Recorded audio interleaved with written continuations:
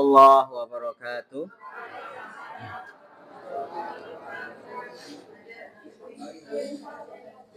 Ya, alhamdulillah wassalatu wassalamu ala Rasulillah wa ala alihi wa sahbihi wa mawalah.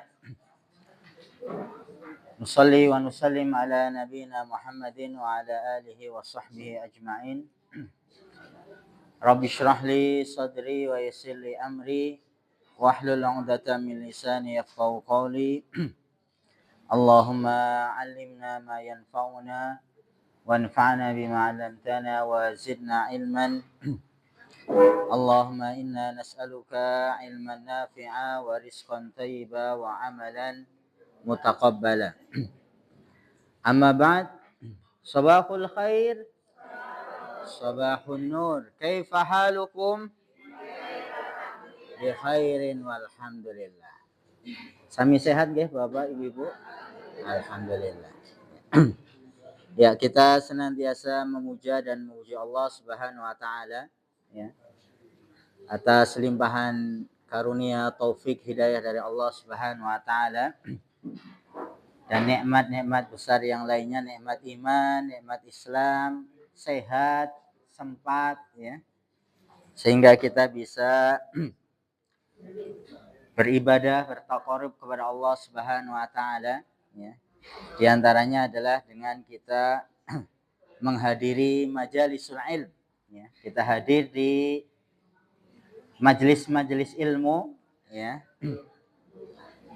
Kita senantiasa berdoa kepada Allah Subhanahu wa taala semoga Allah meridhoi amal ibadah kita ya, menerima amal ibadah kita semuanya menjadi pemberat timbangan kebaikan kita kelak ketika kita menghadap kepada Allah Subhanahu wa taala. Allahumma amin. Nggih. Saya absen terlebih dahulu nggih. Pak Agus Santoso hadir. Bu Ambar Hadiati belum. Bu Andi Endang hadirah. Bu Astuti hadirah. Alhamdulillah. Bu Bekti hadirah. Bu Devi izin ya.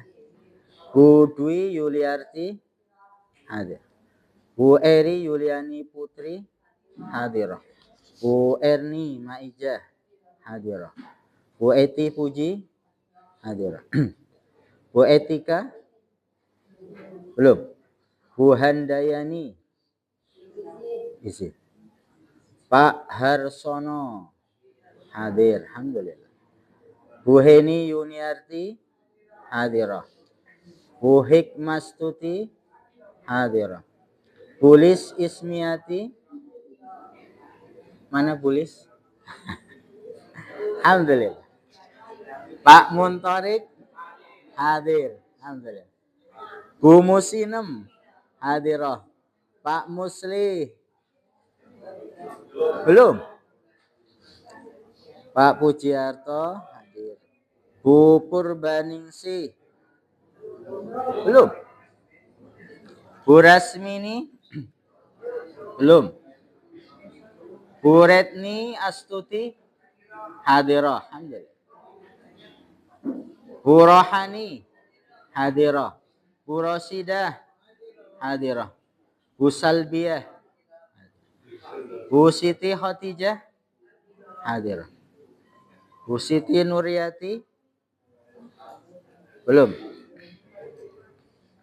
Bu Siti Rahayu hadir. Bu Siti Syarifah hadir. Bu Siti Sugianti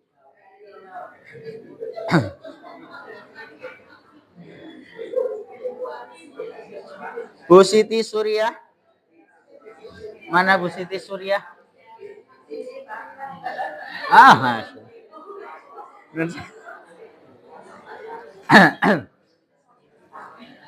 Pak Sugi Hartoyo. Oh sakit. Syafahullah syifaan ajilan. Sakit nopo ini Bu? Pak. Ya. Syafahullah syifaan ajilan. Pak Suharjo hadir. Bu Sukarni hadir. Bu Sumarsi hadir. Pak Suparman hadir. Pak Supriyo hadir. Bu Surati hadir. Bu Wasmiati hadir. Bu Wigati Ningsih hadir. Pak Aris hadir ya, Pak Aris ya. Hadir. Bu Yeti izin. Monggo. Bu Yeti. Mana Bu Yeti? Izin. Bu Subekti Laraning Tias hadira. Bu Siti Nurohayatun hadira. Bu Sri Sugiyarti hadira. Bu Neni Yudianti hadira. Bu Yulianti hadira. Bu Sarkini. Ada Bu Sarkini? Enggak ada.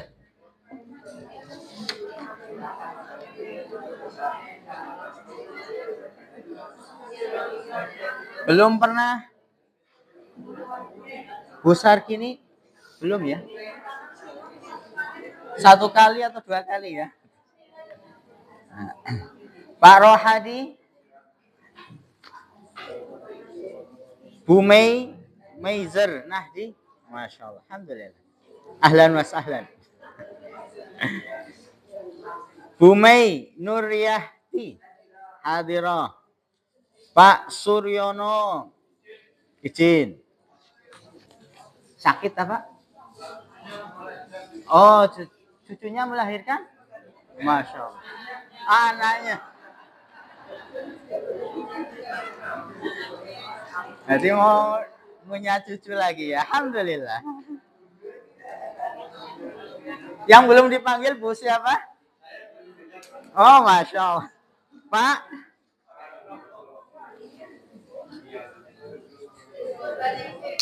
Bu Purbaningsih ya. Bu Etika ya.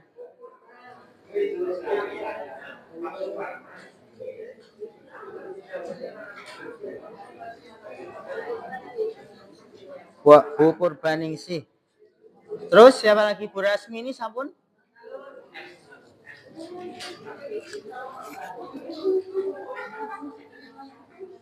Yeah.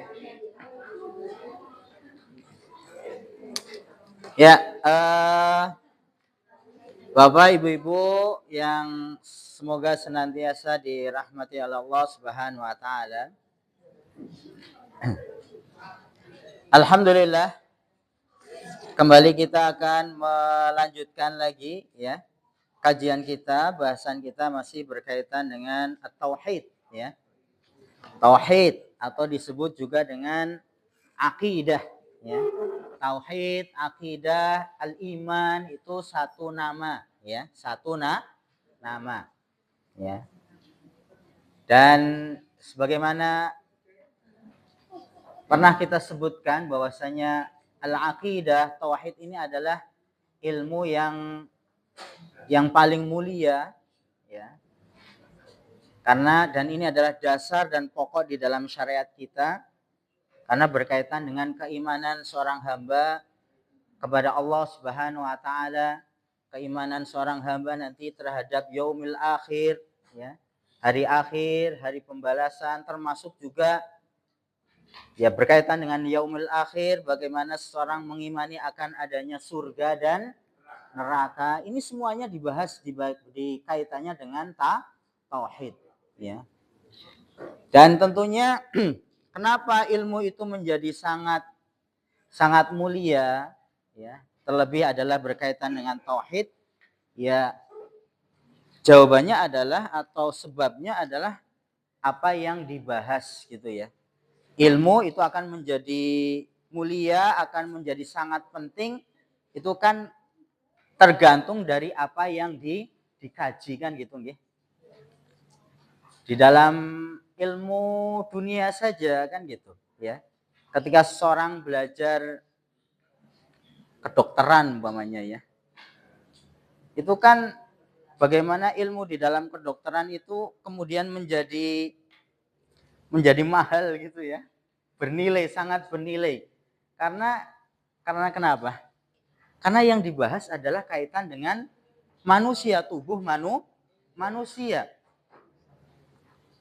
Apalagi kalau kita mau menyekolahkan ya, anak kita di kedokteran kan biayanya mahal gitu. Ya karena sesuai dengan apa yang dibahas, yang dikaji di dalam ilmu tersebut ya. Maka sama dengan tauhid, ini adalah ilmu yang paling mulia karena yang dikaji di dalamnya diantaranya adalah bagaimana seseorang itu mengenal Allah Subhanahu wa Ta'ala ya. Bagaimana seorang hamba itu paham, mengerti siapa yang telah menciptakan. Ini apa namanya, kaitan dengan tauhid atau al-aqidah. Nah, pada kesempatan yang lalu kita sudah memasuki kajian atau masuk kepada bab yang kedua ya. Kita masih membahas tentang keistimewaan tauhid dan dosa-dosa yang diampuni karenanya. Ini di halaman keberapa Bu, Pak? Ke-8 ya. Ya. Di dalam kitab ini disebutkan oleh penulis ya, dalil-dalil, hujah-hujah yang menyebutkan akan keutamaan dari tauhid ya. Jadi tauhid itu memiliki keistimewaan ya, yang seseorang kemudian ketika mentauhidkan Allah, memurnikan ibadah hanya kepada Allah Subhanahu wa Ta'ala dan menjauhi yang namanya kesyirikan, karena lawan dari tauhid itu adalah kesyirikan ya. Maka orang itu akan memiliki keutamaan ya. Waalaikumsalam warahmatullahi wabarakatuh. Monggo, Pak. Monggo. Maka diantaranya kemarin dalil yang pertama itu dari surat Al-An'am. Seseorang yang mentauhidkan Allah ya, itu akan mendapatkan jaminan berupa keamanan dan apa? Hidayah, petunjuk dari Allah Subhanahu wa Ta'ala ya. Jadi yang pertama kali disebutkan di dalam kitab ini ya, di dalam surat Al-An'am ayat 82 Allah menyebutkan ya, jaminan keamanan dan petunjuk ya dari Allah Subhanahu wa Ta'ala ya. Dan ini adalah sesuatu yang apa namanya, kita butuhkan ya, jaminan keamanan baik itu di dunia maupun di akhirat ya. Dan itu tergantung dari amalan. Amalan. Semakin amalan seorang hamba itu kemudian dia sempurna ya, alias dia memurnikan ibadah hanya kepada Allah, tidak dibarengi dengan kemaksiatan ya. Dan terlebih khusus adalah menjauhi dosa-dosa besar, maka dia akan mendapatkan jaminan yang sempurna, jaminan keamanan yang sempurna ya. Namun beda halnya kalau keimanan itu masih bercampur dengan apa? Dengan kemaksiatan kan gitu nggih. Keimanan sendiri itu sudah memiliki keistimewaan, jaminan keamanan. Tetapi karena masih dibarengi dengan kemaksiatan, maka jaminan keamanannya pun tidak sempurna. Ini yang kemarin kita jelaskan gitu nggih. Ya. Adapun berkaitan dengan hidayah, ini juga apa yang kita butuhkan ya bagi seorang hamba. Setiap kita sholat itu kan minta apa?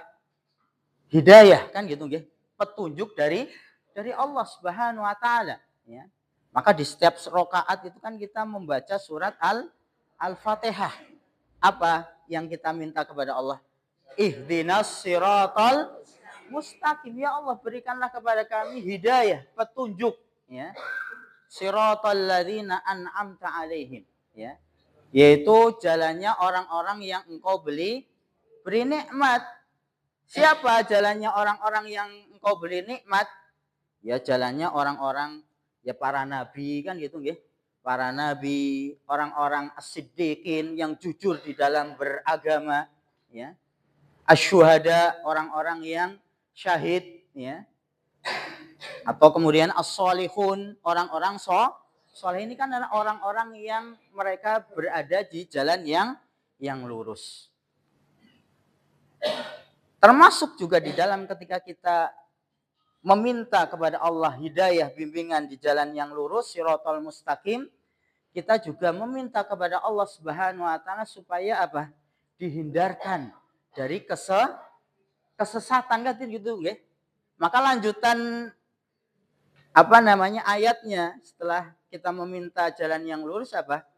Ghairil maghdubi alaihim, ya.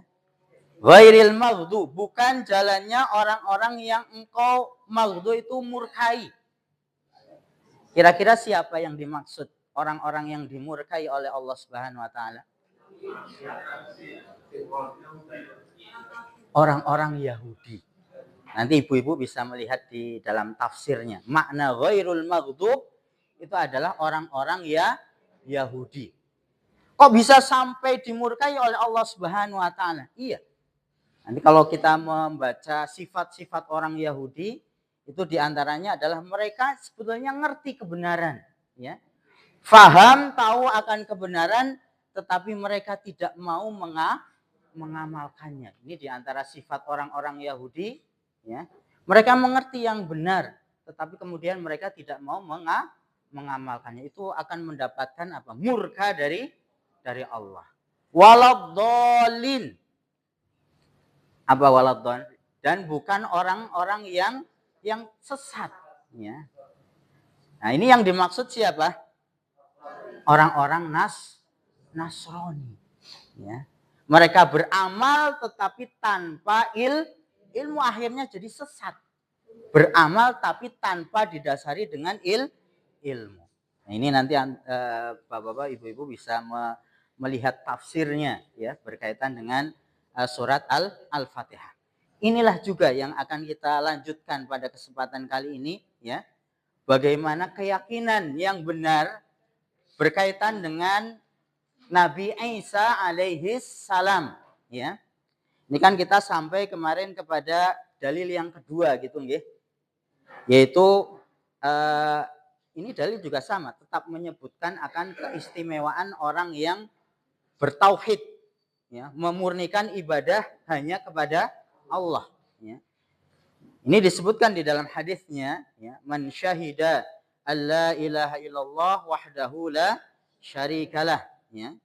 Barang siapa yang bersaksi bahwasanya tidak ada yang berhak untuk diibadahi kecuali Allah Subhanahu wa taala wahdahu, ya, satu-satunya, ya, yang berhak diibadahi itu hanya Allah. Yang lain, ya, yang disembah, yang diibadahi selain Allah itu tidak punya hak untuk disembah. Ya. Kita kemarin sebutkan ada yang nyembah matahari, bulan, bintang, kan gitu nggih. Bahkan ada yang nyembah batu, pohon yang keramat gitu, ya. Ada yang menyembah malaikat, ya. Ada yang menyembah nopo? Kuburan gitu nggih. Batu nisan, ya. Patung, ya. Tapi ketika ditanya apakah yang selain Allah yang disembah, diibadahi selain Allah itu berhak untuk disembah? Tidak, karena mereka itu tidak mendatangkan manfaat dan juga tidak bisa menolak bahaya atau madarat. Ya. Allah lah yang menciptakan, mengatur alam semesta, memberi rezeki dan seterusnya. Maka Allah lah satu-satunya yang berhak untuk disembah dan diibadahi. Maka ketika ada orang, ya, beribadah kepada selain Allah, maka dia sudah berbuat syirik. Ya. Ini makna wahdahu la syarikalah. Allah itu wahdahu, satu-satunya, yang berhak untuk diibadahi, la syarikalah. Enggak ada sekutu, tandingan bagi Allah Subhanahu wa taala. Kemudian kemarin kita juga jelaskan wa anna Muhammadan abduhu wa rasuluh, ya. Orang muslim itu meyakini bahwasanya Muhammad, ya. Muhammad siapa di sini? Muhammad bin Abdullah bin Abdul Muttalib, ya. Meyakini bahwasanya Muhammad itu adalah abduhu, hambanya Allah, dan rasuluhu, utusan Allah, ya. Kemarin kita jelaskan di sini bagaimana seorang itu harus bersikap apa? Pertengahan, ya, adil kepada Nabi Muhammad. Tidak kemudian mengangkat Nabi Muhammad itu melebihi, ya, dari yang semestinya, atau kemudian merendahkan Nabi Muhammad, tidak, tapi harus bersikap apa? Pertengahan, abduhu, ya. Meyakini Nabi Muhammad itu adalah hamba Allah, ya. Hamba Allah ya berarti manusia juga, sama seperti kita. Nabi Muhammad makan, minum, ya, tidur, ya. Kadang-kadang bersedih, kemudian apa? Kadang-kadang ya senang, tertawa, itu ada di dalam keterangan sirah Nabi, kan gitu. Cuman yang membedakan adalah Nabi kita itu memiliki akhlak yang mulia. Kemarin kita sebutkan itu, ya. Perbedaannya dengan kita, ya, bahwasanya Nabi itu akhlaknya mulia, tidak memiliki akhlak tercela, ya. Wa rasuluh, dan meyakini bahwasanya Nabi itu adalah utusan Allah Subhanahu wa taala, ya. Dan ini bagaimana keyakinan kita orang yang bersyahadat itu adalah memuliakan Nabi, tetapi juga tidak menganggap Nabi itu sama dengan Allah Subhanahu wa taala, ya. Ini mungkin juga yang menjadi perhatian kita gitu, ya. Ini apalagi sudah masuk bulan apa? Rabiul Awal, kan gitu, ya. Ya. Bulan di mana Nabi kita Nabi Muhammad SAW dilahirkan, kan gitu, ya. Ya, kita menghormati, memuliakan Nabi kita Nabi Muhammad SAW, tetapi tentunya tidak kemudian mengangkatnya melebihi yang semestinya, ya. Karena banyak kemudian orang-orang yang bagaimana memuliakan Nabi, tetapi kemudian menyamakannya dengan Allah Subhanahu wa taala, menganggap Nabi itu adalah, ya, ketika orang berdoa kemudian meminta kepada Nabi, padahal Nabi sudah wafat, sudah meninggal, ya. Meminta sesuatu kepada Nabi supaya apa? Diberikan dihindarkan dari bahaya, mungkin meminta kepada Nabi supaya kebutuhannya dipenuhi. Ini kan menganggap Nabi sama dengan Allah Subhanahu wa taala. Ini juga termasuk dari kemusyrikan, ya. Makanya kata-kata abduhu wa rasuluh, ya. Nabi itu adalah hamba Allah, alias ya sama manusia, sama seperti kita tidak boleh kemudian memuliakan Nabi melebihi yang seharusnya. Termasuk juga adalah berkaitan dengan Nabi Isa alaihissalam. Nah, ini kita masuk kepada apa yang kita bahas, ya, di kesempatan yang lalu, adalah berkaitan dengan Nabi Isa alaihissalam, ya. Karena ada orang-orang yang juga sama bersikap berlebihan terhadap Nabi Isa, bahkan ada yang lawannya berlebihan. Apa berarti?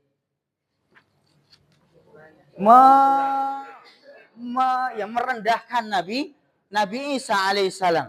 Siapa dua golongan ini? Ada orang-orang yang kemudian apa? Merendahkan Nabi Isa, itu adalah orang-orang Yahudi, ya. Keyakinan orang-orang Yahudi bahwasanya Nabi Isa itu waladuz zina. Apa waladuz zina?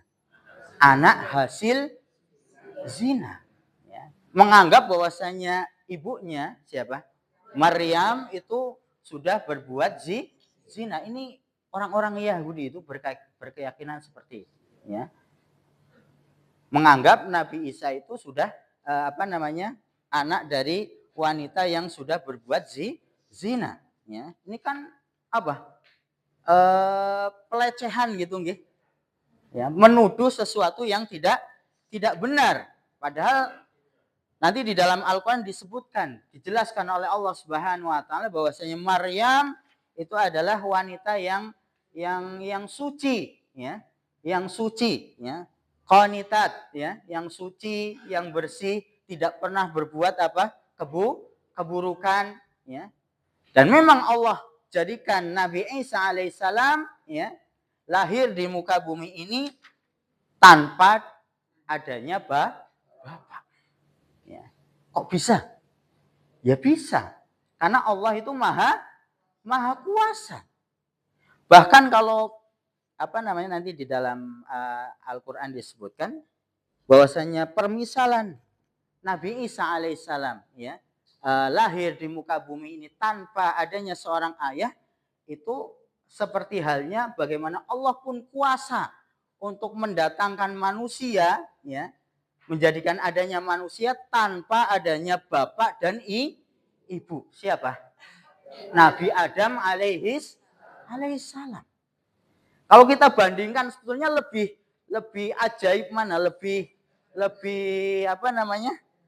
lebih dahsyat mana? Adam atau Nabi Isa alaihissalam? Nabi Adam ada di muka bumi tanpa adanya ayah, tanpa adanya Allah kuasa mampu. Apalagi menghadirkan siapa? Nabi Isa yang ada ibunya tanpa bapak. Ya. Ini bantahan, ya. Termasuk kepada dua golongan tadi, ya. Orang-orang yang merendahkan Nabi Isa, ya. Bahwasanya Nabi Isa itu adalah lahir dari dari ibunya tanpa adanya ayah, ya. Termasuk juga adalah bantahan bagi mereka orang-orang yang hulu. Hulu itu artinya apa? Yang berlebihan juga kepada Nabi Isa alaihissalam, ya. Yaitu mereka orang-orang Nasrani. Apa keyakinan mereka orang-orang Nasrani itu? Yang menganggap bahwasanya Nabi Isa itu adalah anak Tuhan. Ya. Nanti kemudian insya Allah dijelaskan di dalam lanjutan dari hadis ini, ya, penjelasan tentang bagaimana Allah Subhanahu wa taala menciptakan Nabi Isa alaihissalam. Ya. Namun tadi golongan yang kedua, mereka adalah orang-orang yang berlebihan dengan Nabi Isa alaihissalam, menganggap bahwasanya Nabi Isa itu adalah anak Tuhan. Ya. Padahal Allah Subhanahu wa taala menegaskan, ya. Qul huwallahu ahad, ya. Katakanlah wahai Muhammad, Allah itu ahad. Ahad itu artinya Maha Esa, satu, ya. Lam yalid wa lam yulad. Ya. Nabi Allah Subhanahu wa taala itu lam yalid, tidak beranak, tidak memiliki anak, walam yulad, dan juga tidak dilahirkan alias tidak memiliki ayah atau ibu. Ya. Namun orang-orang Nasoro itu kemudian tadi berlebihan, ya, terhadap Nabi Isa alaihissalam sampai menganggap Nabi Isa itu adalah Tuhan. Nah tadi kan ada kaitannya antara bagaimana kita meminta kepada Allah hidayah, kan gitu nggih? Diberikan petunjuk di atas sirotol mustaqim, itu juga maknanya adalah kita di atas tauhid, di atas keimanan yang benar, ya, kepada Allah Subhanahu wa taala, termasuk di dalam keyakinan-keyakinan yang lain, ya. Kaitannya dengan Nabi Isa alaihissalam adalah kita meyakini bahwasanya Nabi Isa itu adalah abduhu wa rasuluh, ya. Kita meyakini bahwasanya Nabi Isa itu adalah hamba Allah, termasuk juga adalah Rasul, yaitu utusan Allah Subhanahu wa taala, orang yang dipilih oleh Allah untuk mendapatkan wahyu. Ya. Bukan seperti apa yang diyakini oleh orang-orang yang engkau murkai, kan gitu ya. Tadi golongan yang merendahkan Nabi Isa, yaitu orang-orang Yahudi, termasuk juga adalah bukan, ya, yang diyakini oleh orang-orang Nasoro, yaitu menganggap bahwasanya Isa itu adalah Tuhan. Ya. Jadi ini adalah keyakinan yang benar berkaitan dengan Nabi Isa alaihi salam. Ini berkaitan dengan tauhid. Ya. Bagaimana banyak orang yang kemudian menyimpang, ya, baik itu tadi ada yang berlebihan ataupun ada juga yang meremehkan, merendahkan, yaitu Nabi Isa alaihissalam. Jelas niki Bapak Ibu-ibu, makna wa anna Isa Abdullah wa Rasuluh itu artinya adalah kita juga sama. Ketika menyikapi Nabi Isa adalah meyakini Nabi Isa itu hamba Allah, ciptaan Allah, ya, makhluk Allah, bukan bagian dari Allah atau bukan anaknya Allah Subhanahu wa taala, tetapi juga kita juga meyakini bahwa Nabi Isa itu juga manusia yang mulia karena dipilih oleh Allah Subhanahu wa taala sebagai nabi dan rasul. Termasuk juga Nabi Isa itu mendapatkan yang namanya apa?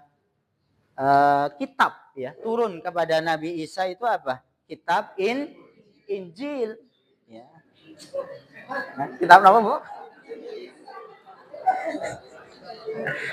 Ya, Injil itu yang turun kepada Nabi Isa alaihissalam, ya.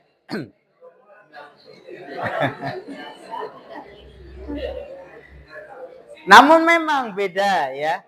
Kalau Injil ini apa namanya, perbedaan antara Injil dengan Al-Quran. Kalau Injil itu disebutkan oleh para ulama itu memang kitab-kitab sebelum Al-Quran itu turun kepada nabinya itu secara utuh gitu ya, langsung, ya, langsung seperti Taurat, Zabur. Injil itu kalau turun kepada nabinya itu secara utuh gitu ya, langsung. Beda dengan Al-Quran, ya. Al-Quran itu turunnya apa? Berangsur-angsur. Selama berapa tahun? 23 tahun. Betul, ya. Dari mana angka 23 tahun? Ya dari apa namanya? Dari awal Nabi kita itu diangkat sebagai Nabi dan Rasul, ya. Nabi kita kan umurnya berapa? 63, ya. Diangkat menjadi Nabi dan Rasul umur berapa? 40 tahun, ya. Mulai, jadi bukan dari Nabi masih remaja langsung jadi Nabi, enggak. Tapi pada umur berapa? 40 tahun. Karena 40 tahun ini waktu yang umur yang sudah matang gitu ya, di dalam berpikirnya dan seterusnya, ya. Nah, berarti kan ada berapa? 23 tahun. Nah, selama 23 tahun inilah Nabi kita Nabi Muhammad SAW, ya, berdakwah dan turun kepadanya wahyu, ya. Nanti 23 tahun ini juga dibagi menjadi dua, ya. Ada fase Nabi SAW berdakwah di mana? Di Mekah, dan yang kedua adalah di mana? Di Madinah. Di Mekah berapa tahun? 13 tahun, ya. 13 tahun, ya. Adapun di Madinah ini nanti 10 tahun, ya. Dan kalau kita perhatikan nanti apa namanya, ayat-ayat yang Allah turunkan di Mekah dengan ayat-ayat yang Allah turunkan di Madinah nanti itu ada kekhususan, ada apa namanya, yang membedakan gitu, ya.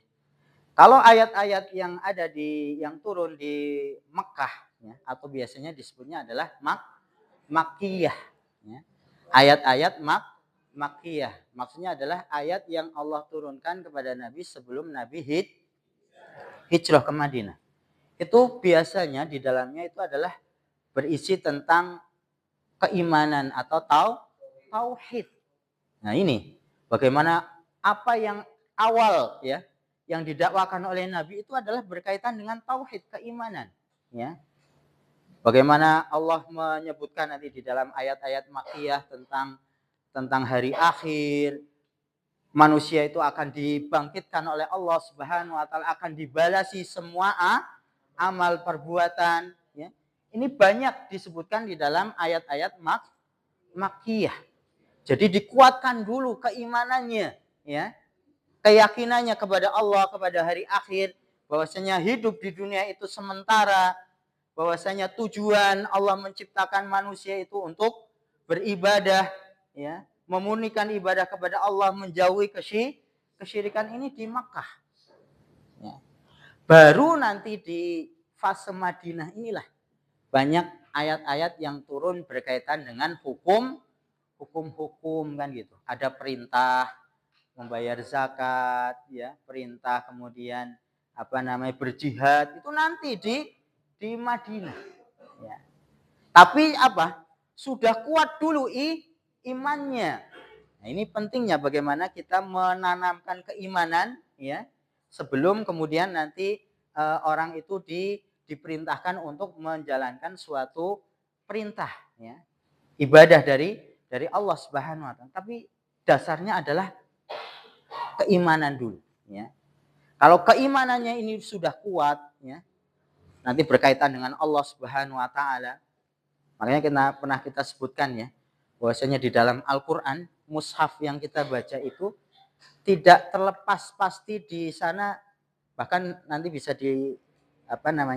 dilihat di setiap halaman dari Al-Qur'an itu di dalamnya ada berkaitan dengan Allah Subhanahu wa taala, ya. Karena di dalam Al-Qur'an kan disebutkan tentang nama-nama Allah, sifat-sifat Allah Subhanahu wa taala. Itu sebetulnya supaya orang itu betul Asmaul Husna, nama-nama Allah yang maha indah, yang bagus, ya. Itu supaya kita betul-betul kenal, mengerti siapa Allah Subhanahu wa taala. Karena kalau keimanan tentang Allah itu sudah tertanam di dalam diri seorang hamba, maka apa yang Allah perintahkan, apa yang Allah larang itu akan dilakukan, kan gitu. Bahkan nanti ketika kemudian contoh umpamanya, ya, yang sudah menjadi kebiasaan orang-orang Arab pada saat itu zaman jahiliyah itu adalah biasa minum khamr, itu sudah menjadi kebiasaan. Ya kalau kita ya kayak minum teh gitu, atau minum air putih ini kan kalau sudah kebiasaan kan sulit untuk untuk ditinggalkan kan gitu, nggih. Tetapi lihat bagaimana karena selama 13 tahun ini sudah ditanamkan keimanan kepada Allah kan gitu, nggih. Maka ketika dilarang khamr, ya, itu yang terjadi ya langsung para sahabat itu kemudian meninggalkan khamr, ya. Walaupun juga nanti kalau kita membahas tentang khamr itu atau pengharaman khamr itu juga bertahap, ya. Ada tahapannya, ya. Enggak langsung haram gitu, enggak, ya. Tapi disebutkan nanti ayat yang turun awal berkaitan dengan khamr, namanya di dalam khamr itu ada kebaikan, ada keburukan, ya, keburukannya itu lebih besar dari kebaikannya, itu disebutkan. Nanti kemudian turun ayat, ya, wala taqrabus sholata wa antum sukara, ya. Janganlah kalian mendekati sholat dalam keadaan sukaro, itu mabuk gitu, ya. Alias maknanya ya boleh tetap mabuk tapi jangan di waktu-waktu sholat. Ini kan tahapan-tahapan gitu, nggih. Karena ini sudah menjadi sesuatu yang kebiasaan kan gitu. Baru nanti setelah itu ada ayat yang terakhir, ya, yang menunjukkan keharamannya, ya, bahwasanya khamr, innal khamr wal maisir, ya, nanti ridsun, ya, suatu yang buruk, yang jelek, ya, dari perbuatan syaitan, fajtanibuh, maka dijauhilah, ya. Ini kan sudah dilarang secara mutlak gitu, ya.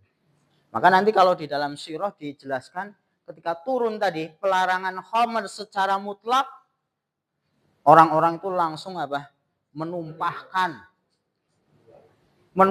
membuang gitu, ya, khamr-khamr yang mereka simpan di rumah-rumah mereka, ya. Bahkan nanti diriwayatkan jalan-jalan di Madinah itu sampai becek penuh dengan khamr, karena yang disimpan di rumah-rumah itu semuanya dibuang ya.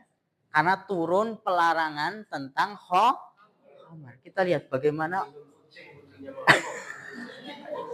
minum kucing-kucingnya. Ya, ini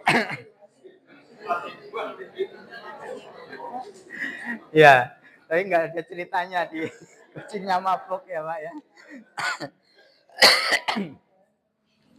Jadi apa namanya?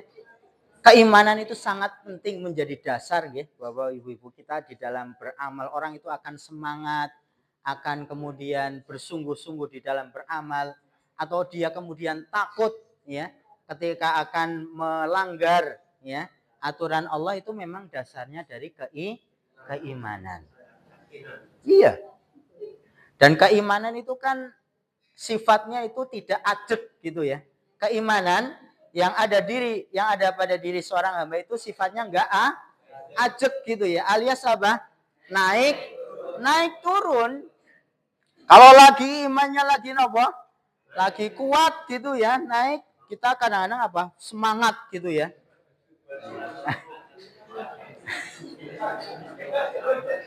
Kita merasa ringan gitu ya di dalam apa?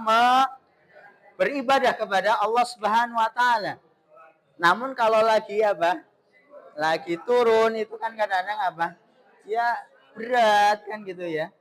Sulit, males di dalam beribadah. Maka dikatakan oleh para ulama, memang sifat iman seperti itu.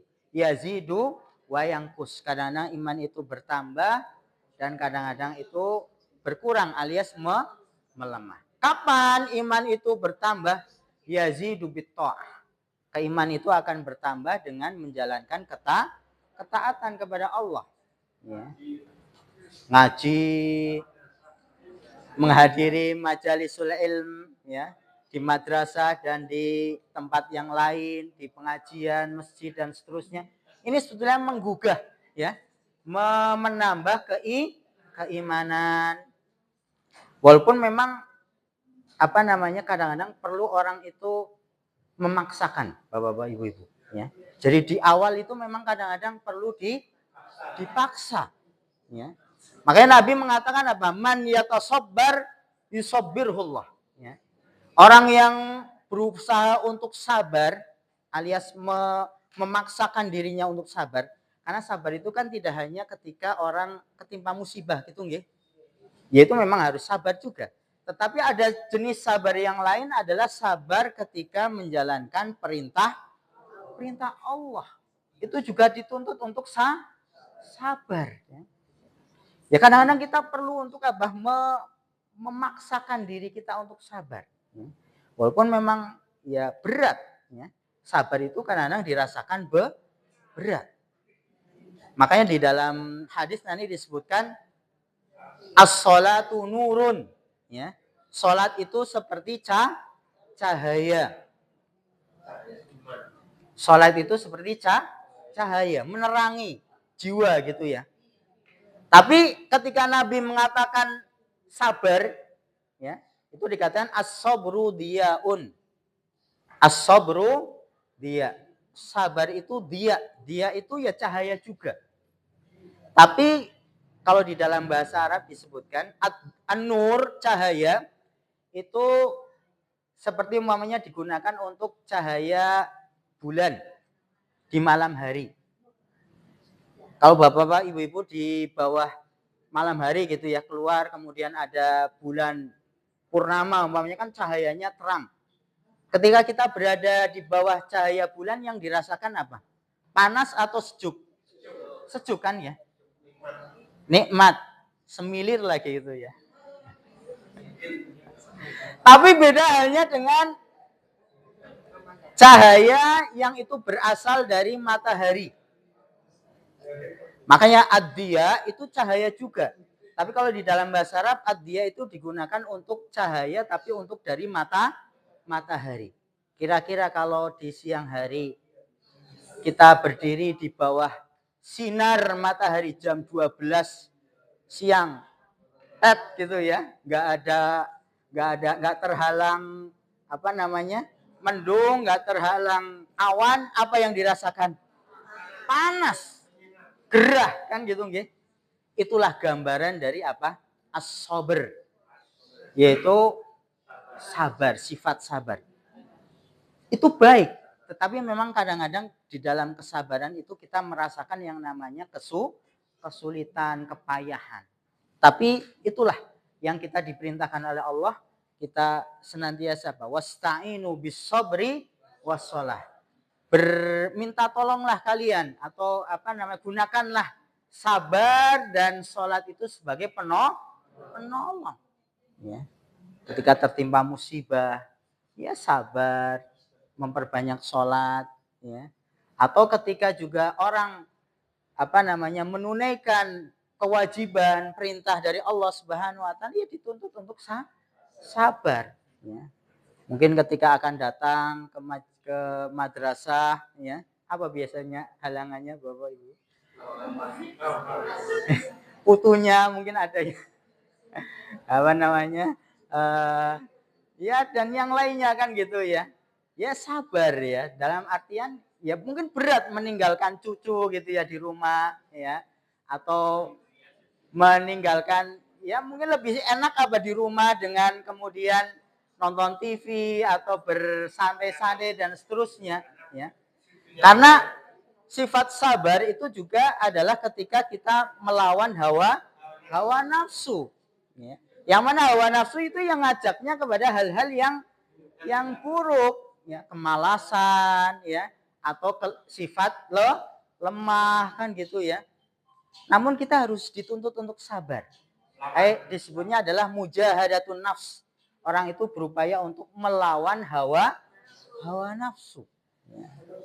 Dan itu butuh upaya gitu ya, kesungguhan. Dan bisa jadi di awal butuh kita memaksakan diri. Insya Allah nanti, makanya di dalam hadisnya disebutkan man yatasobbar yusobbirullah.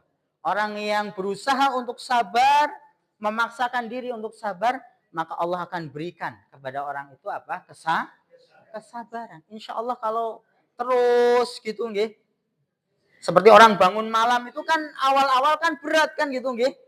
Untuk bisa sholat malam itu kan berat di awal. Tetapi ketika orang itu kemudian memaksakan diri untuk bangun malam ya.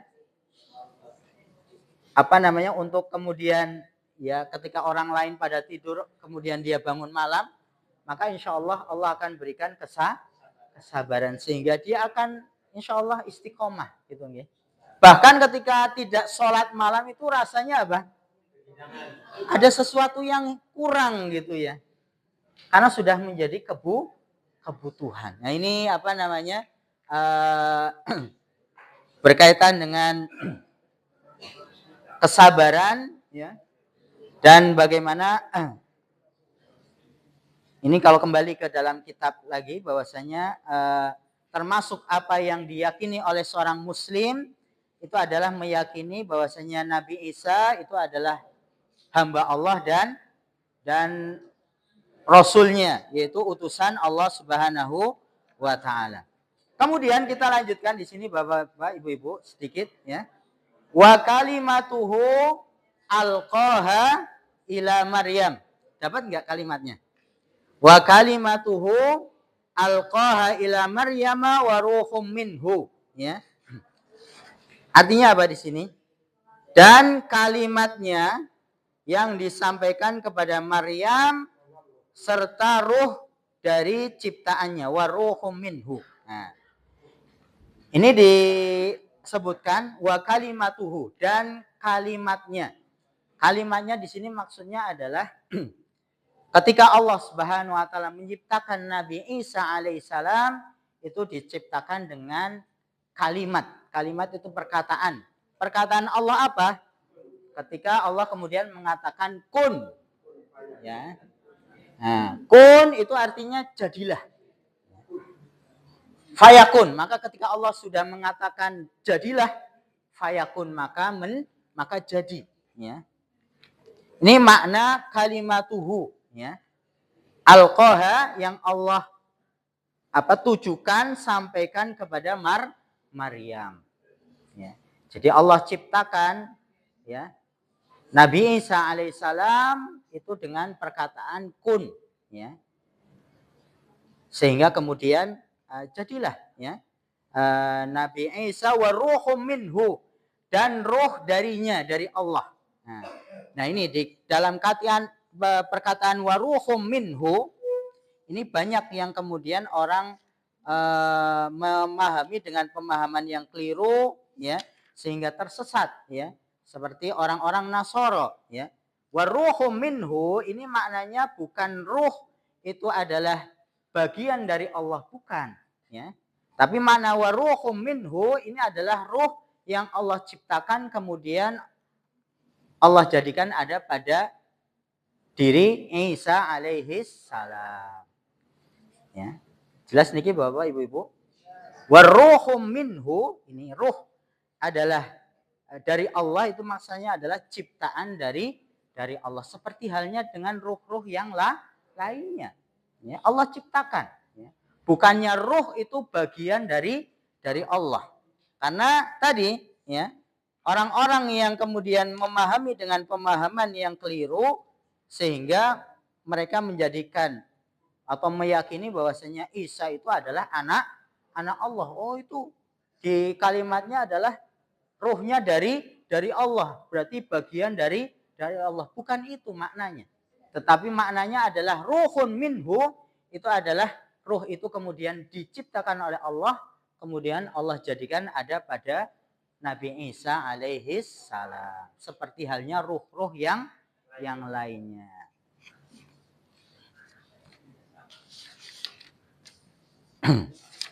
Ini kalau di dalam kitabnya juga disebutkan, ya. Makna ruhun minhu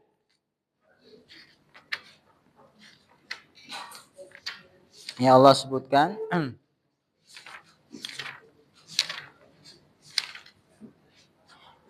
Wa ruhun minhu ini dikatakan adalah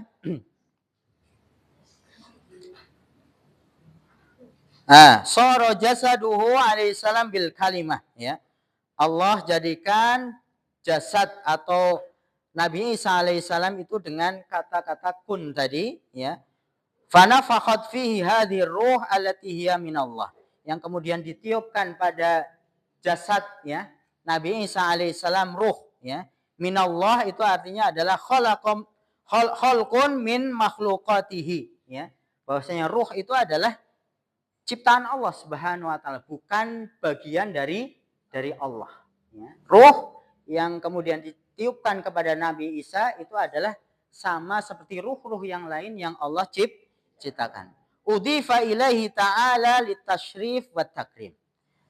Yang dimaksud dengan kemudian wa ruhum minhu, ya, ruh itu dari Allah, ini adalah untuk menyebutkan atau menggambarkan bahwasanya ini adalah bentuk kemuliaan, ya.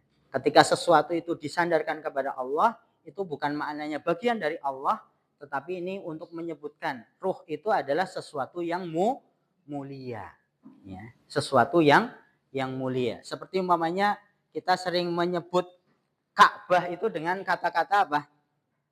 Ka'bah biasanya disebutnya apa? Baitullah, kan gitu nggih? Baitullah. Apa artinya? Rumahnya Allah, ya. Tapi apa kemudian yang dimaksud adalah Allah kemudian tinggal di situ? Kan tidak. Tetapi ini adalah pensandaran, gitu ya. Disandarkan makna bait, rumah ini, kepada Allah untuk menunjukkan bahwasanya Ka'bah itu adalah sesuatu yang mulia, ya. Sesuatu yang mulia. Maka sama dengan ruhun minhu, ruh itu adalah dari Allah, itu untuk menunjukkan bahwasanya ruhnya Nabi Isa ini adalah ruh yang mulia. Jelas niki nggih? Atau nanti di ayat-ayat yang lain juga disebutkan, juga ada kata-kata naqatullah. Naqatullah. Apa naqatullah? Naqah itu jenis perempuan dari atau betina dari jamal. Jamal apa jamal? Onta, ya. Onta itu jamal, ya. Jamal itu onta. Kalau yang jenisnya betina itu namanya naqah, ya. Naqatun, ya. Ada jamalun, pendek ya Bapak Ibu. Ma-nya pendek, jamal. Tapi karena kalau panjang nanti bedanya maknanya sudah berbeda lagi. Kalau jamalun itu onta, laki-laki ya, apa? Jantan ya. Beda lagi kalau panjang, jamalun. Ini artinya indah, ganteng atau bagus. Ya. Nah, ini yang dimaksud ini jamalun ya. Onta, itu onta jantan, kalau onta betina itu adalah naqah. Nanti di dalam surat Asy-Syams ya. Bapak Ibu bisa mendapati naqatullah. Pernah dengar ya ayatnya? Naqatullah.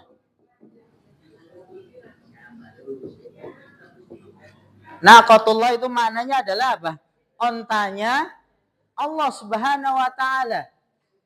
Nah, ini maksudnya adalah apa yang Allah berikan kepada Nabi Soleh ya. Nanti mukjizatnya Nabi Soleh itu kan apa? Onta betina ya. Dan diriwayatkan onta itu keluar dari apa? Dari batu. Keluarnya dari batu ya. Dan itu menjadi mukjizatnya Nabi Soleh alaihissalam ya. Yang mana Nabi Soleh mengatakan kepada kaumnya, ini onta jangan disakiti gitu ya. Kalau minta minum dikasih minum kan gitu. Tetapi apa yang terjadi? Bukan hanya menyakiti, tetapi malahan disembelih ya, oleh kaumnya Nabi Soleh, yaitu kaum apa? Kaum Samud ya, kaum Samud. Nanti di dalam surat Asy-Syams ya, di dalam surat Asy-Syams nanti diceritakan ya. Wong nggak boleh disakiti, kok malahan disembelih ya. Maka kemudian turun azab dari Allah Subhanahu wa taala. Fadamdam alaihim rabbuhum bidzambihim fasawwaha. Allah turunkan, hancurkan kaum Samud. Padahal kaum Samud ini orang-orang yang diberikan nikmat oleh Allah ya. Kekuatan, bisa membuat rumah yang begitu megah dari apa? Dari batu-batu yang besar, itu kaum Samud ya. Bisa melobangi gunung-gunung batu gitu ya, kemudian dibuat rumah. Ini orang-orang Samud ya. Tetapi mereka dengan nikmat Allah itu bukan bersyukur, malahan berbuat kufur ya. Ontanya Nabi Soleh, mukjizat yang Allah berikan kepada Nabi Soleh, bukannya dijaga, malahan disembelih. Maka kata-kata naqatullah, ontanya Allah, ini bukan maksudnya adalah onta itu bagian dari Allah, bukan. Tapi maknanya adalah untuk menunjukkan bahwasanya onta ini adalah suatu yang mukjizat yang Allah berikan kepada Nabi Soleh, yang tidak boleh orang kemudian menyakitinya. Ini apa namanya, kaitannya dengan tadi waruhun minhu, itu juga sama. Ruh itu bukan bagian dari Allah ya, tetapi ruh itu adalah sama seperti ruh-ruh yang lain yang itu diciptakan oleh Allah Subhanahu wa taala, bukan bagian dari Allah. Jadi dengan pemahaman itu maka terbantahkanlah gitu ya, yang meyakini bahwasanya Nabi Isa itu adalah anak Allah, anak Tuhan ya, karena makna ruhun minhu itu adalah Nabi Isa itu adalah sama ya, ruh yang Allah kemudian jadikan di dalam tubuhnya Nabi Isa itu adalah seperti ruh-ruh yang lainnya, yaitu ciptaannya Allah Subhanahu wa taala. Wallahu taala alam bisawab ya. Ini apa namanya, sedikit yang kita kaji gitu ya. Alias ya ini bagaimana keyakinan juga terhadap Nabi Isa ini adalah apa yang diyakini juga oleh kita orang-orang muslim ya. berupa bahwasanya Nabi Isa itu adalah hamba dan juga termasuk utusan Allah, Rasul, ya. Karena Nabi Isa itu juga bagian dari Rasul, ya, Nabi dan Rasul. Karena tidak setiap Nabi itu Rasul, tapi setiap Rasul itu pasti Nabi. Alias Rasul itu diberikan syariat yang baru, yang itu berbeda dengan Nabi atau Rasul sebelumnya, ya, dan diperintahkan untuk berdakwah. Itu makna Rasul. Sampai sini mungkin ada yang ingin menambahkan atau yang ingin bertanya berkaitan dengan Nabi Isa alaihissalam. Monggo. Waalaikumsalam. Disampaikan bahwa ruh yang ditiupkan itu sama ruh yang ditiupkan kepada Isa. Tapi ada ruh yang jahat, ada ruh yang tidak. Mengapa? Gimana ruh apa?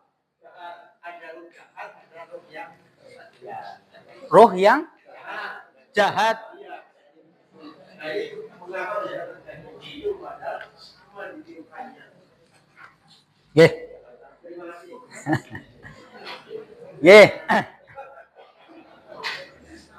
Ya, tadi pertanyaannya adalah kenapa ruh Allah meniupkan ruh kan gitu ya, bahwasanya Nabi Isa itu ya sama dengan ruh-ruh yang lain Allah ciptakan gitu. Tetapi tadi pertanyaannya kenapa ada ruh yang baik, ada yang jahat gitu ya.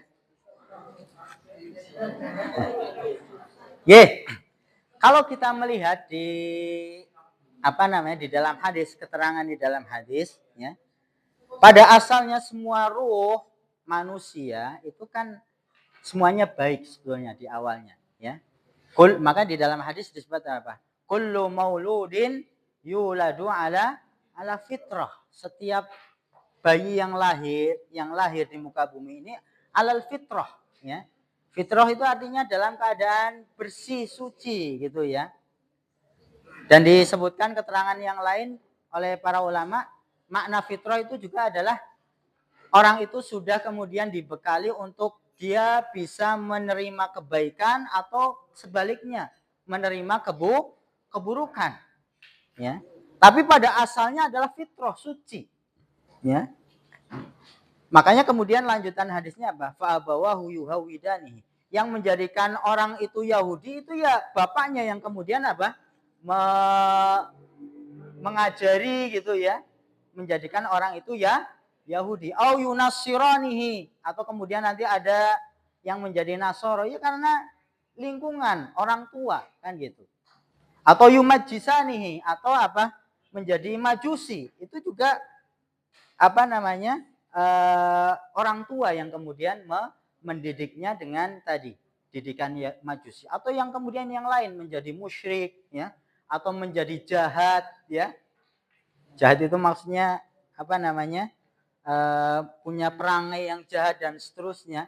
Itu memang pengaruh dari lingkungan, ya. Itu punya pengaruh, dan tentunya walaupun itu ada sebabnya, pengaruh dari lingkungan itu juga tidak terlepas dari takdir Allah Subhanahu wa taala. Makanya mungkin pernah kita jelaskan ya, takdir Allah itu ada dua. Ada takdir masih ingat enggak? Pernah kita sebutkan. Ada yang namanya takdir kauni. Pernah ya? Ya, takdir ada dua. Yang pertama adalah kauni. Satunya lagi apa, Bapak? Masih ingat? Syar'i. Ada takdir kauni, ada takdir syar'i. Takdir kauni ini apa yang terjadi di alam semesta ini, ya. Mau ada keburukan, kejelekan, ya, termasuk sesuatu yang tidak disukai, musibah, kekafiran, itu semuanya tidak terlepas dari takdir Allah, dan itu masuknya adalah takdir kauni, ya. Keburukan, kejahatan, ya, itu takdir Allah, baik yang Allah sukai atau yang tidak sukai. Allah ciptakan syaitan, ya. Itu termasuk takdir kauni, ya. Adanya syaitan itu ciptaan Allah Subhanahu wa taala. Tetapi ketika kita ditanya syaitan itu disukai atau tidak oleh Allah? Tidak kan gitu ya. Kemudian yang lain umpamanya kekufuran, kemaksiatan, ya Allah ciptakan. Itu tidak terlepas dari namanya takdir kauni, ya. Dan takdir kauni ini tidak mesti sesuatu yang Allah sukai. Beda halnya dengan takdir syar'i atau ketentuan Allah berkaitan dengan takdir syar'i, ini pasti Allah sukai, ya. Contohnya seperti apa? Ya syariat, ya. Orang diperintahkan untuk apa namanya? Sholat, puasa, membayar zakat. Itu adalah ketentuan Allah, ya. Takdir Allah, tapi sifatnya adalah syar'i, yang sesuatu yang itu disukai oleh Allah Subhanahu wa taala. Dan ini bisa jadi terjadi atau tidak, kembali kepada orang itu. Kalau muslim, mukmin, ya dia bisa memilih melakukan perintah atau tidak. Tetapi itu ketika melakukan perintah itu pasti itu disukai oleh Allah. Menuntut ilmu, menyayangi orang lain, berbakti kepada orang tua, ini takdir syar'i. Tapi kalau takdir kauni ini pasti terjadi, ya. Dan itu belum tentu sesuatu yang Allah sukai, ya. Terkait juga tadi termasuk keburukan, kejelekan, syaitan, terus penyakit, ya. Itu siapa saja bisa terkena itu kan gitu ya. Tapi itu belum tentu sesuatu yang Allah sukai. Apa ada hikmahnya dari adanya takdir kauni ini? Tentu jelas ada hikmah, karena hidup kita di dunia ini adalah untuk ujian, ya. Untuk ujian. Loh, kalau nggak ada ujian kebaikan keburukan, buat apa untuk diuji kan gitu ya? Ya adanya ujian itu ya dengan adanya keburukan, ada dengan kebaikan. Tinggal kita manusia itu memilih, mau milih yang baik atau milih yang buruk. Dan manusia itu sudah diberikan apa? Ya nikmat, ya, akal, bisa membedakan mana yang baik dan mana yang buruk, ya. Maka di dalam ayat disebutkan fa'alhamaha fujuraha wa taqwa. Allah sudah jelaskan mana yang baik, mana yang buruk. Ini loh kekufuran, ini kemaksiatan, ini dosa. Kalau yang ini adalah pahala, ganjaran dari Allah, surga, itu sudah dijelaskan.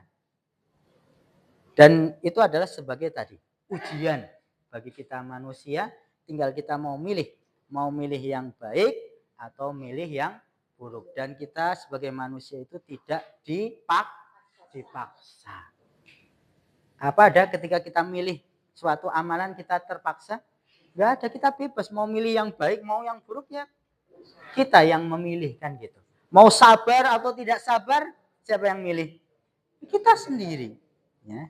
Jadi tentunya keburukan, kejelekan itu tidak terlepas dari takdir Allah, dan hikmahnya diantaranya adalah sebagai ujian. Ajalnya syaitan itu juga ujian, walaupun Allah tidak suka dengan syaitan, ya. Adanya maksiat itu juga takdir Allah. Allah tidak menyukai maksiat, tetapi itu juga sebagai ujian. Jadi memang hidup kita di dunia itu adalah untuk diuji. Linabluwakum ayyukum ahsanu amala, supaya sebagai ujian dari Allah, siapakah di antara manusia itu yang paling baik amalnya. Alladzi khalaqal mauta wal hayat, nanti di dalam surat Al-Mulk, ya. Allah menciptakan kehidupan, kematian itu adalah untuk menguji manusia, siapa yang paling baik amalnya. Mau milih surga atau milih neraka, mau milih pahala atau dosa, itu kembali kepada manusia. Dan semuanya tidak terlepas dari takdir Allah Subhanahu wa taala. Begitu nggih, Bapak Ibu? Oh, satu lagi. Ah, ada misalnya orang dikatakan kayak air mani. Air? Air mani, air mani. Oh, air.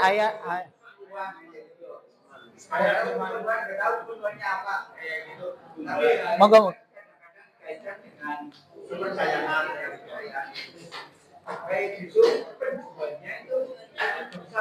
Penjualnya dosa atau tidak? Nggih.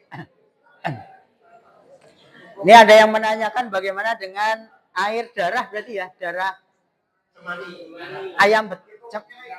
Iya. Kalau yang jual bagaimana, berdosa atau tidak kan gitu, ya. Ya. Itu ketergantung gitu ya. Kalau orang yang jual tahu yang mau beli itu ternyata untuk syarat sesuatu gitu nggih. Maka ketika dia menjual dan tahu maka yaitu dia berdosa karena nanti masuknya adalah ikut bantu membantu gitu ya. Tolong menolong tetapi dalam hal keburukan atau kesyirikan. Maka ini ya nanti menjadi berdosa. Beda halnya kalau nggak tahu ya dia jual ayam gitu saja, makanya ayam cemaninya. Ya dia jual dan dia nggak tahu yang beli itu mau buat apa. Apakah harus ditanya dulu, Pak? Ini nanti jangan buat syarat amalan tertentu kan tidak mungkin kan gitu. Maka ketika dia menjual tanpa kemudian mengetahui untuk apa, ya insya Allah itu tidak terkena dosanya. Tetapi kalau sudah tahu kemudian dia menjual, berarti di situ ada unsur apa? Membantu. Gimana?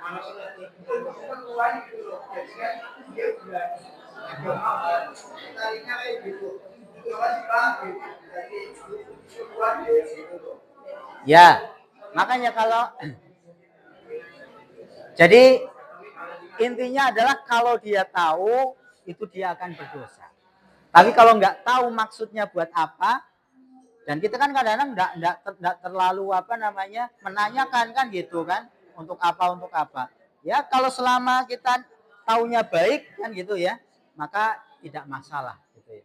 Tetapi kalau betul-betul tahu orang itu yang beli itu untuk hal-hal yang syirik dan seterusnya, maka ya kita tidak boleh menjualnya. Nah, ya kalau ayamnya. Ya. Ya.